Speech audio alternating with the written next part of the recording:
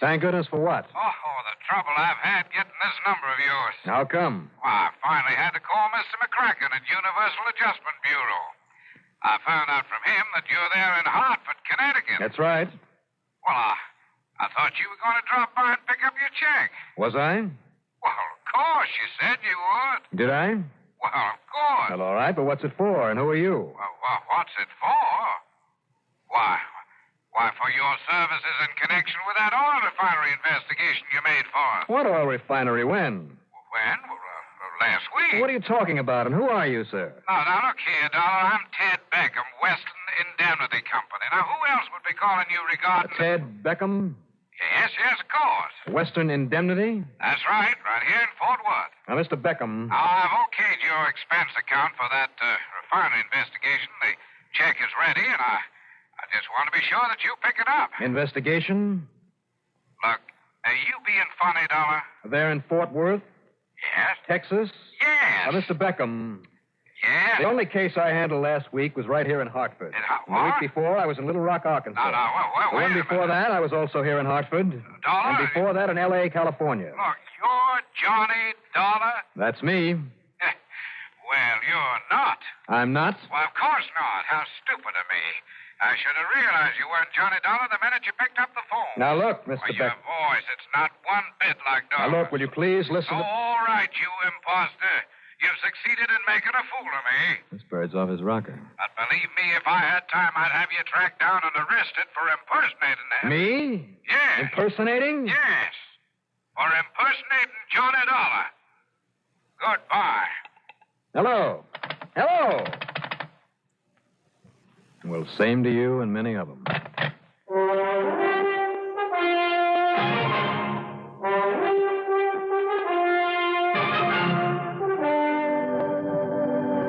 CBS Radio brings you Bob Reddick in the exciting adventures of the man with the action-packed expense account, America's fabulous freelance insurance investigator. Yours truly, Johnny Dollar.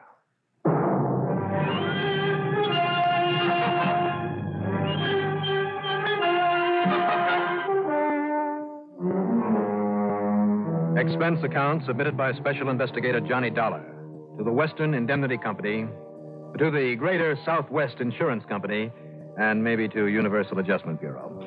Anyhow, the following is an account of expenses incurred during my investigation of the Who's Who matter.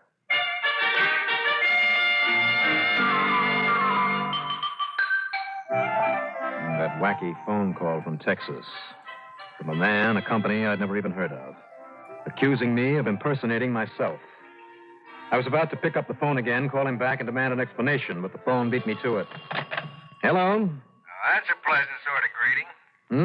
Pat McCracken, Johnny, Universal Adjustment Bureau. Oh, Pat. Did a man named Beckham reach you? Well, he certainly did. Who is he? All I know is that he's heading up an outfit called Western Indemnity Company. Yeah, that's right. It's in Fort Worth. It's one of the many new insurance outfits there in Texas, and, well, that's really just about all I know about it. I see. But Beckham seemed anxious to get in touch with you, so I gave him your number. And if you plan to go on down there, Johnny. Well, I certainly do. Well, fine, because I just got a call from Al Pinker at the Greater Southwest Insurance Office. Al Pinker? Yes, regarding an arson job there in Dallas. The Geary Brothers department store. Go on. So, if you can hop a plane right away and look it over before the ashes get too cold. Pat. But, of course, if this man Beckham has something that's going to tie you up, well, what do you think? Don't give it a second thought, Pat. I'll handle them both. Good. Yeah, I'll kill two birds with one stone. Fine. Did I say kill? What? Well, I hope not. But who knows? What? Pat, I'll be in touch.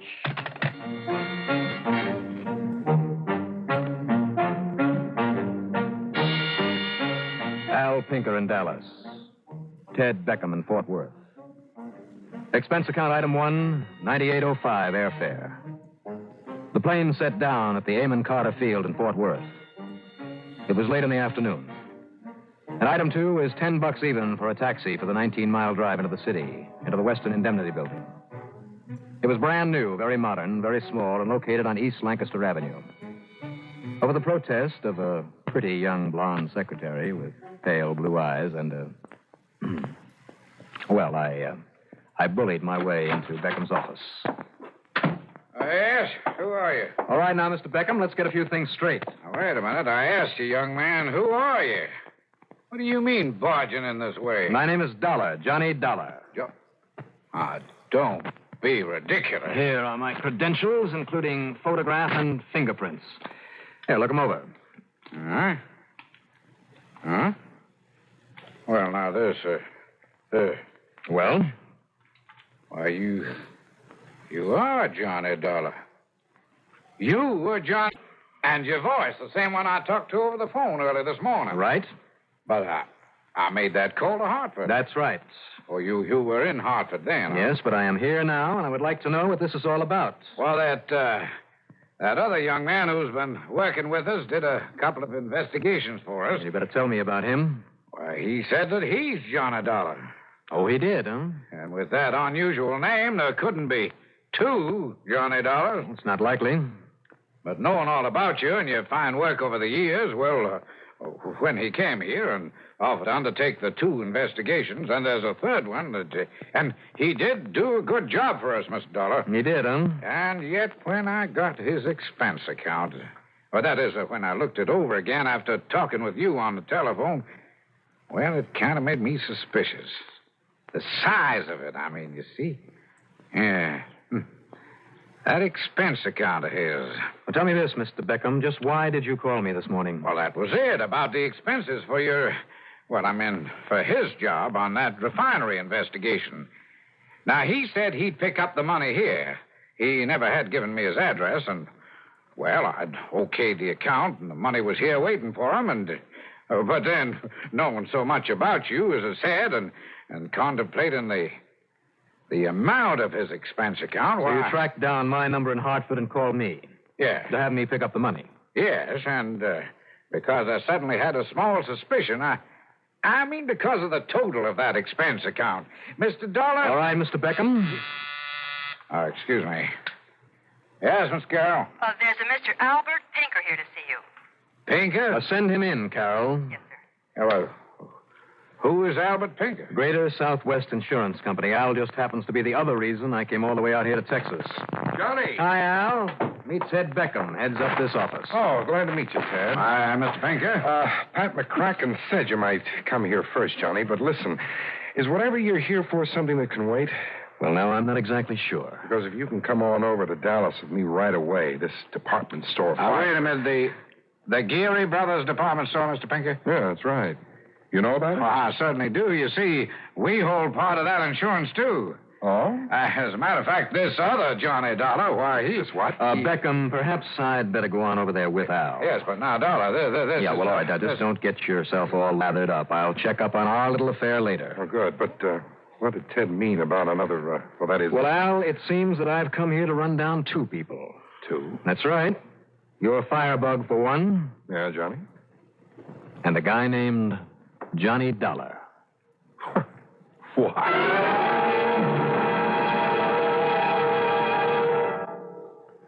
February is observed as American Heart Month for the sobering good reason that heart diseases take more lives than any other cause of death. This month is set aside for an appeal for funds to support a growing research program, enlisting top medical and scientific minds in the battle to overcome untimely death. The results of past generosities have already in doctors' offices and in lives saved. New techniques in surgery now save countless lives daily, here and elsewhere, because you gave for experiment into the then mysterious area of heart penetration. The money you give this year may be directly instrumental in raising the annual quota of people made whole, of lives saved, of families spared tragedy. When your Heart Fund volunteer calls, be generous, for this is a moving, pressing cause. Give to help your Heart Fund. Help your heart and the hearts of those you love.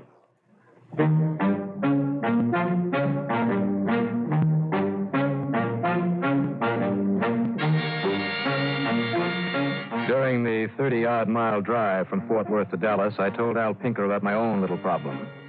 About this somebody who was impersonating me. But he was highly amused, which is more than I was. And then he told me about the arson job at Geary Brothers department store, and quite frankly, it sounded like something the police and a couple of private investigators working on would have been able to solve in short order. However, I agreed to look into it for him. He got me settled at the Statler Hilton, bought me cocktails and dinner, and then left me his car. Suggested I have a good night's sleep and contact the police department first thing in the morning. Well, I could have used the sleep all right, but instead, after he'd left, I decided to have a look-see at the remains of the department store before getting anyone else's opinion on the direct cause of the fire. It was in one of the new development areas far out on the edge of town. There was nobody about watching the place, so I proceeded to look around. It seems the building was a two-story affair. The fire had been pretty well contained on the second floor. A lot of damage had been done to the furniture section, household goods and appliances, that sort of stuff. Most of the roof was gone, and I found I had to be careful not to fall through several badly charred spots on the floor. Foolishly, I'd forgotten to bring along a flashlight. And although there was a moon, I had a problem locating the exact spot where the fire started, or rather where it was set. But as I shoved aside a piece of fallen timber that blocked my way into what was obviously a storeroom for bedding materials... Who's there? I did have my gun with me. Who's there? Oh, that was clumsy. I dove to the floor behind some kind of a box, a packing case. But all I could hear was the roar of traffic out on the highway. That is, until whoever it was... So there you are. But I couldn't see him. Or more important, what sort of protection he had. I only knew that if he came around a little more to my left, this packing case would be no protection for me at all. Hey! Then nothing. Not another sound. But because he had come around to the side, he obviously knew more about the geography of the store than I did. So unless I got out of there, found some better protection... All right, mister, you better give up. You hear me? Because I know exactly where you are. You hear me? Stand up with your hands up over your head where I can see you against the light. You hear me, mister? What are you, don't... To my right, clearly outlined against the sky, was something, another packing case maybe, that was bigger, heavier than the one that now gave me a scant protection. If I could feel my way over to it... You hear me? You're coming out of there? You hear those sirens? Yeah, I hear them. Well, okay, then. So I'm pushing this little steel desk in front of me, and I'm coming over there to get you. I made a dash across the floor, but I forgot about the rotten, burned-out flooring that... Oh, no! When I came to, it could only have been seconds later. I found myself lying painfully on the concrete level below the hole in the burned-out flooring above. My gun was gone. And yeah, so was everything else that I'd had in my pockets. I tried to get to my feet, but I couldn't quite make it. It wouldn't have done me any good if I had. Here he is, right over here. Put your light on him, Mackenzie. Right, you are. There. Yeah, just to make sure he don't start shooting again. Oh, now listen to me. Yeah.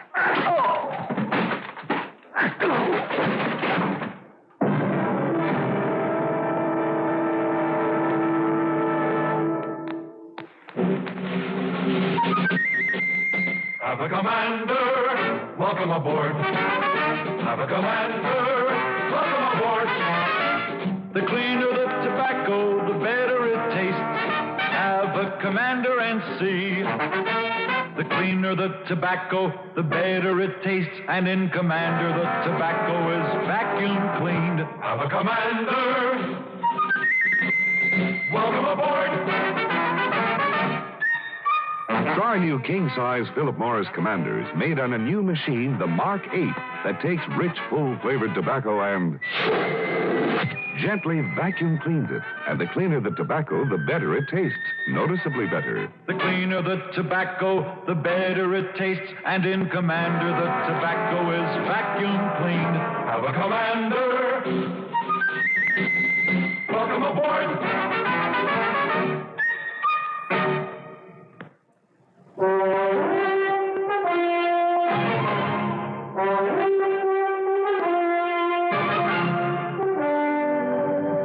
This time, when I came came to, it was on a cot in a small, bare room at police headquarters. It was morning. A patrolman sat with his chair cocked across the narrow doorway. I played possum for a while to get my strength and senses back. But then, a few minutes later, when he saw me move a bit... Sergeant, looks like he's come to. Okay, Mackenzie. Fallon just brought in the stuff we missed last night. His gun, the papers that were lying around him. Go take a look at them. Let me know what you find. Yes, sir. I'll take a look. All right now, mister. What were you doing out there at the Geary store last night? Now, listen to me. A little looting, maybe? Listen to me, will you? Sure, I'll listen. I'm a special investigator. Oh, sure. Just like all the rest of the crooks we've had to keep chasing away from that place. No, now listen, Sergeant. Only investigator we got any use for is that young fella from the insurance company that found the clue last night to pin that arson job on Jerry Springer. You mean you found out? Yep. Springer. Professional torchman from up north. Now, look. Now, I hate to admit it, but it was this young investigator found it out for us. So what happened? Just when he's about to come in and report to us, you sneak up on him and try to blow his head off. What's the name of that investigator? Well, not that it's going to make any difference to you by the time we get through with you, mister, but his name is Johnny Dollar. Sergeant! Hey, Sergeant! What's the matter, Mac? This stuff we missed out there in the dark last night. Well, what about it? Somebody pulled them out of this man's pockets. Pulled what out? Look here, these credentials. Picture of him and everything. Huh? Sure. This man's Johnny Dollar. Dollar? That's right. But that other man, he told us he was Johnny Dollar. We had no reason. So maybe if he took you in, as well as the insurance company... Well, Mr. Dollar... Maybe I had better run him down for you. Yeah, and for me, too. Something I'd learned the day before gave me a pretty good idea where I might find my impersonator. But only if I got there fast, about the time the insurance office back in Fort Worth opened up. In the car I'd borrowed from Al Pinker, I made the 34 miles in 34 minutes. The front door of Western Indemnity was locked, but slipping a latch on it turned out to be a cinch. The door of an insurance company yet. I parked myself in the chair of the receptionist who had brushed me off the previous afternoon. And then I noticed the envelope, there on the desk, addressed to Johnny Dollar. Inside of it was a check for expenses on a job that I had never done. I tucked it back into the envelope, and then... We've been wondering where you were and when you were coming in. Oh, there now. As soon as I turn on the lights, we'll be ready for business. There. You're awfully early, though. Are you going to wait and talk to Mr. Beckham when you... That's right. Now, you listen here, Mr. Whatever your name is. How did you get in here? And Mr. Beckham isn't here yet, but when he comes in and finds out that you... Oh, here, Mr. Dollar, here's your check.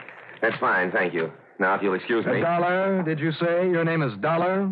That's right. Yes, Mr. Whoever you are, this is Johnny Dollar, the famous investigator. No, he is? And if you think you'll get away with breaking into this office... Johnny Dollar. Now, listen, buddy. You should have taken a better look at me last night. What? You mean... Yeah, I mean... You mean that you... Carol, thanks for the check. I gotta go. Oh, no, you don't. Oh, don't I? No, that gun. That's right. Now, get over there beside him, Carol. What? Oh, okay, now. Now, listen to me. And don't try any tricks, Dollar. Dollar? Are you forgetting the police know who I am now, know who you aren't? He called you Dollar. The police? Over there in Dallas? Do you think they'll waste any time telling the department here in Fort Worth? By the time those cops get the word, I'll be far, far away. Now, Will listen. somebody please tell me what's going on You here? made a big mistake in leaving my credentials here beside me last night. So I made a mistake, because the cops were coming.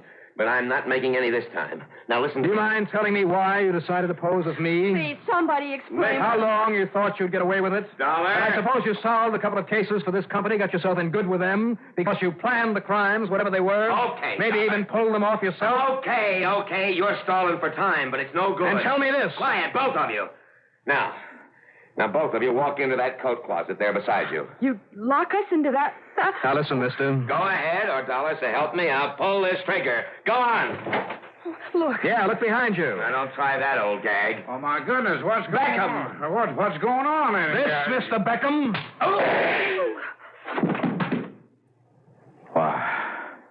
Why, Mr. Dollar, you found him. Yeah, Mr. Beckham. I found him.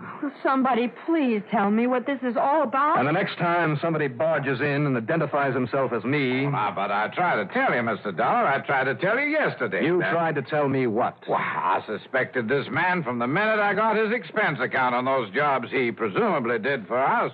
Why, that was one of the reasons for calling you in Hartford. What do you mean, Mr. Beckham? Well, knowing all about you, in spite of never having met you, and then seeing the amount of his expense account. You handed in a pretty heavy one, huh? Well, that's just the point. No. What's that? Well, it was so small. I just knew that he couldn't really be you.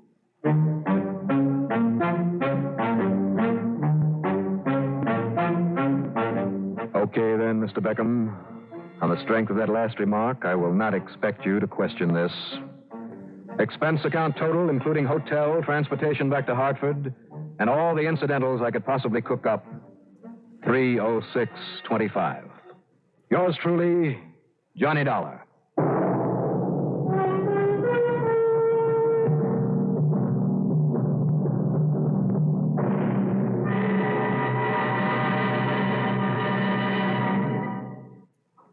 Now, here is our star to tell you about next week's story.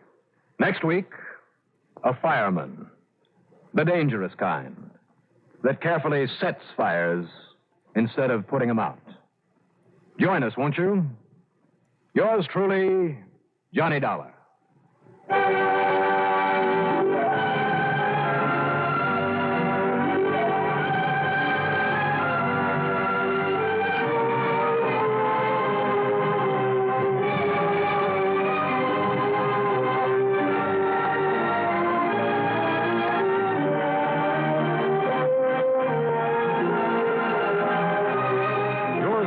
Johnny Dollar, starring Bob Reddick, is written by Jack Johnstone. Produced by Bruno Zerato Jr. Directed by Ed Oates. Musical supervision by Ethel Huber. Heard in our cast were Ian Martin as Ted Beckham, Bill Sterling as Al Pinker, Lawson Zerby played Pat McCracken. Bill Lipton was the police officer, Rosemary Rice was Carol, Roger DeCoben was the sergeant, Leon Janney was the man. Be sure to join us next week, same time and station, for another exciting story of yours truly, Johnny Dollar. This is Art Hanna speaking.